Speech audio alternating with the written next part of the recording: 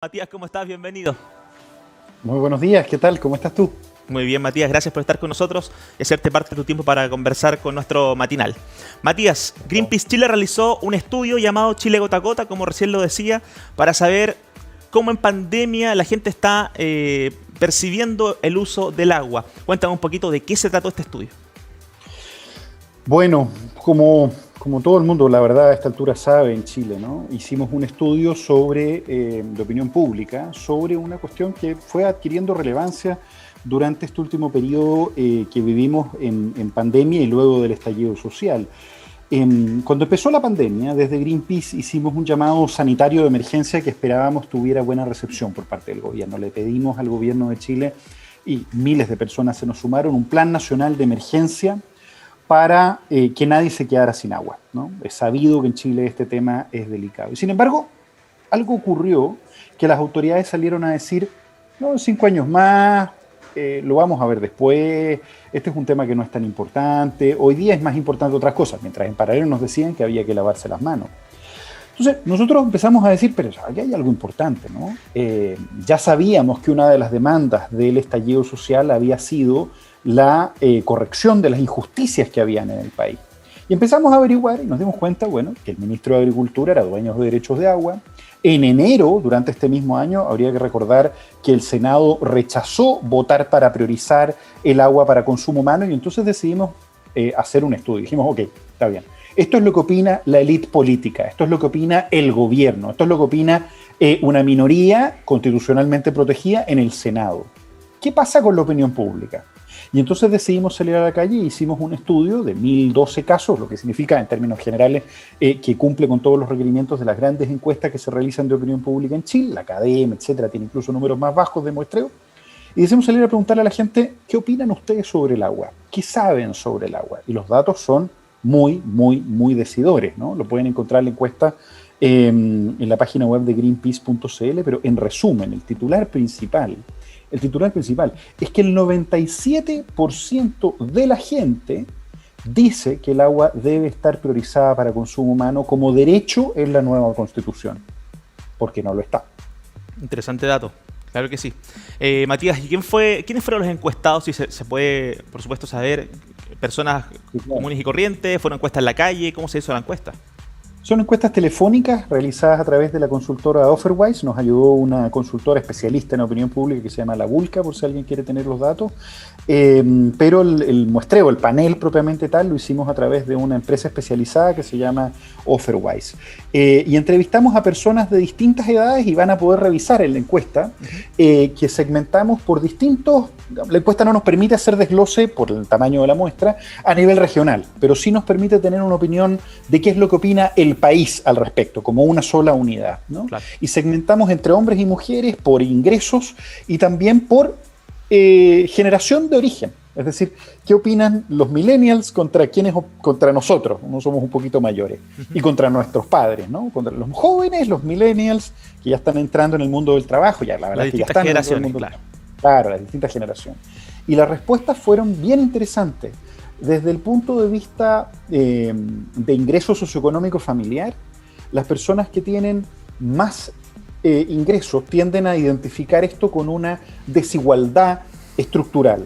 Pero quienes están en los estratos más bajos, a pesar de que los números son muy altos en los dos casos, lo identifican como una injusticia y están mucho más conscientes de que el agua está en manos de una élite que no la quiere soltar, que son de hecho justamente los senadores, los ministros que justamente legislan para no tocar la propiedad del agua, es decir, que el agua sea para todos, pero servida por negocios de ellos, ¿no? Claro. Y entonces ahí uno dice, espérate, ¿no?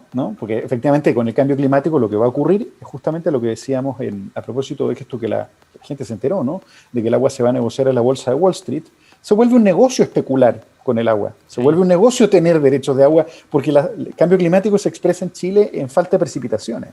Y como el agua, además, la estamos bombeando de la tierra, Chile todavía tiene mucha agua, pero la estamos bombeando mucho de la tierra, entonces se vuelve un bien escaso. Y frente al bien escaso, los precios suben.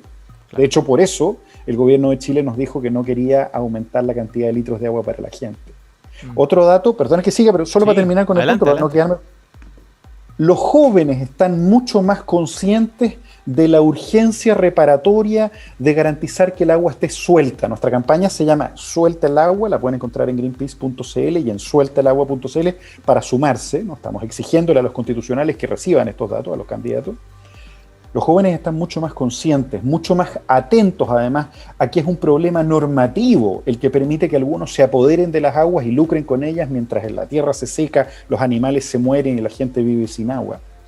Y además, y el dato más interesante, por supuesto los jóvenes también son mucho más críticos de la gestión del gobierno. Un 91% considera que la gestión del gobierno ha sido francamente inhumana frente a este tema. Y las mujeres. Claro. Las mujeres tienden a puntuar un 10%, sensatas como son, un 10% más, porque sufren por el conjunto de tareas propias de la identidad de género que les ha asignado la sociedad, sufren de manera más inmediata la falta de agua, y por lo tanto la falta de agua es también un problema de género, es también, y lo hemos visto, es parte de la agenda también de nuestro país, es parte de la agenda feminista. Entonces, de alguna u otra manera, lo que constata esta encuesta es que el agua es central en la demanda por justicia y equidad, y por lo tanto la principal demanda socioambiental. Claro. Sin ella no se podría producir vida. Claro. Matías, el dato que nos diste al comienzo sigue en pantalla, es el dato más duro, yo creo que este estudio que ustedes realizaron, que es el 97% de los chilenos cree que el agua debe incluirse como bien de consumo en la nueva Constitución. Y yo te quiero preguntar a ti, como director de Greenpeace... En estricto rigor, más que como bien de consumo, es como un bien público para consumo humano, porque claro, lo que tenemos hoy día es justamente que el agua es un bien de consumo. Permíteme hacer esa salvedad. Claramente, un bien de consumo de un sector, claramente, pero ahora que sería para todos y de uso público. Claro. ¿Cómo podemos garantizar este bien de consumo y de uso público en medio de una sequía significativa en la nueva Constitución? ¿Cómo se podría llegar a cabo ese proyecto?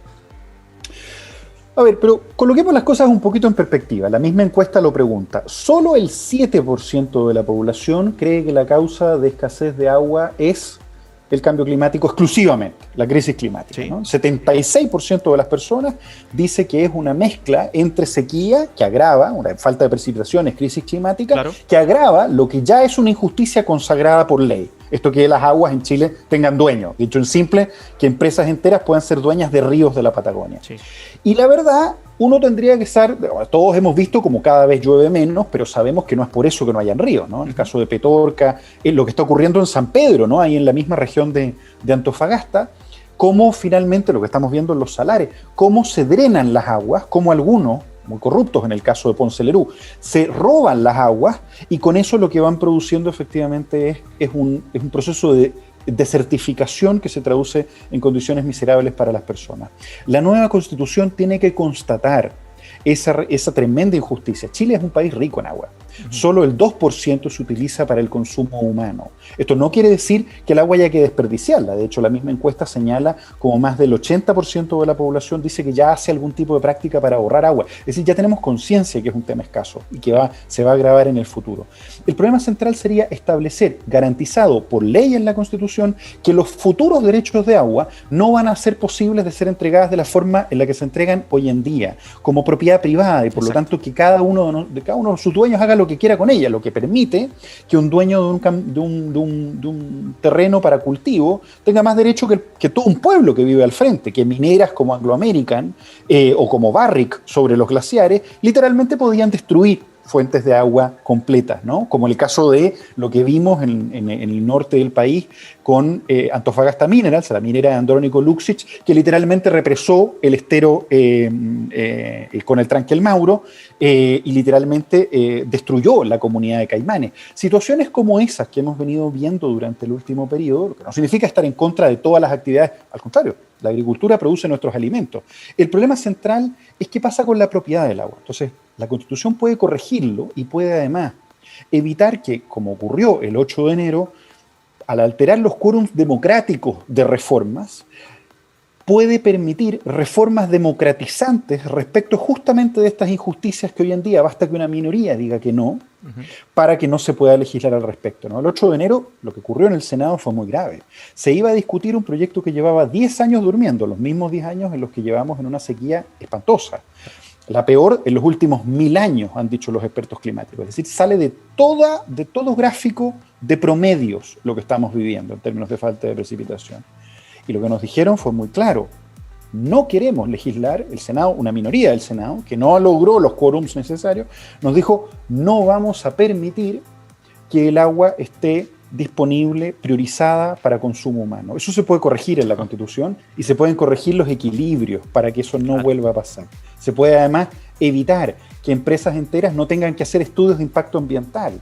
Que las mineras, la región tuya es una región minera, yo me imagino que muchas personas estarán muy interesadas en la minería. Los mineros son los principales, esto es realmente increíble, pero son los principales preocupados por el problema del agua porque ven el impacto de la contaminación, ven el impacto del uso de agua, saben lo que se puede ahorrar en agua. Por tanto, no estamos diciendo no queremos actividades económicas, la sociedad pararía si dijéramos eso, no se puede. Lo que estamos diciendo es, aquí hay un negocio que solo va a empeorar y que ya tiene a 400.000 familias recibiendo agua por camiones aljibe en Chile.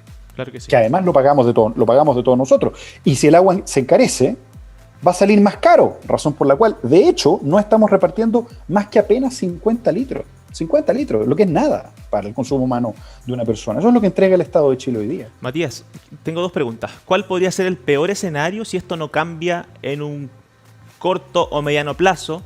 Y la segunda es que ustedes como Greenpeace han podido ver cómo es la realidad de las personas que no tienen agua, cómo es el día a día, cómo pueden llevar a cabo su vida. Debe ser tremendamente difícil. Parto por la última. Los estudios, en Chile hay 3 sistemas de distribución de agua, lo explico muy rápido. Están las sanitarias, que son las que ofrecen el servicio de agua potable, tienen que ser empresas, esto ¿sí? no es discutible, ¿no? En las ciudades. Y lo que han dicho las empresas sanitarias es que en promedio un chileno gasta 172 litros. Puede llegar a ser hasta 600 en Vitacura y Lo Barnechea, donde hay patios y pastos, etc. Y alrededor de 120, 150 en algunas ciudades del norte del país. Eso es más o menos lo que gasta una persona conectada a sistemas de agua potable. Luego vienen los sistemas de agua potable rurales, que son sistemas de cooperativas, en donde no es una empresa, sino la propia gente la que se organiza. Y luego las formas informales, la gente que tiene un pocito, que va al río, saca agua, etc. En promedio, entonces, la gran mayoría de la población de este país que recibe agua potable usa 172 litros por día.